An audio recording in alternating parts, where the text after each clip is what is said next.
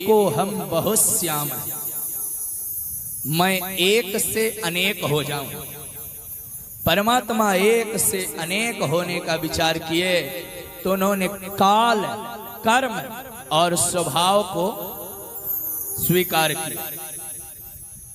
कर्म से महत तत्व का जन्म हुआ, उससे अहंकार की उत्पत्ति हुई, जो कि 3 प्रकार का है: तामस, तेजस और वैकारिक। तामस अहंकार से 5 महाभूत और 5 तन्मात्राएं उत्पन्न हुई। जब तामस अहंकार में विकार हुआ तो उससे आकाश की उत्पत्ति हुई। आकाश का गुण है शब्द। आकाश में विकार हुआ तो वायु की उत्पत्ति हुई।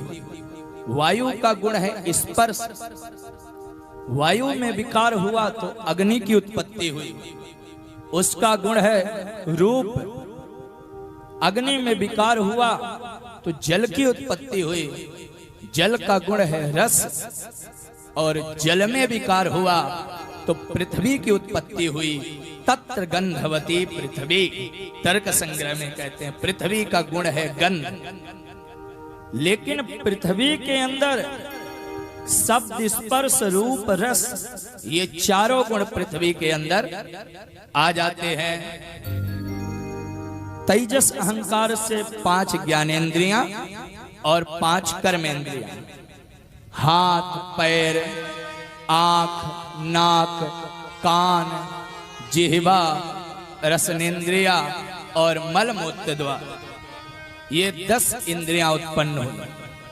और वैकारिक अहंकार से मन और इंद्रियों के 10 अधिष्ठात्री देवता उत्पन्न हुए। जैसे हमारे हाथ के देवता हैं इंद्र, चरणों के देवता हैं विष्णु, नेत्रों के देवता हैं सूर्य, कर्णों के देवता हैं दिशाएं, जिह्वा रसनेन्द्रिया के देवता हैं वरुण, वाणी के देवता हैं अग्नि। इस प्रकार से महाराज एक एक अंग के एक एक देवता हैं। ये सारे जो है वैकारिक अहंकार से उत्पन्न हुए। अब कोई यदि ये कहे कि हम इस बात को नहीं मानते हैं कि किसी अंग के कोई देवता होते हैं, तो हम उससे कहेंगे जो सबसे ज्यादा बोलता है उस व्यक्ति को तुम पकड़ के ले आओ। क्या करोगे? हम उससे कहेंगे तुम जल में डुबकी लगाओ और कुछ बोलो। वो कभी बोल सकता है जल में डुबकी लगा के? नहीं बोल सकता। क्यों?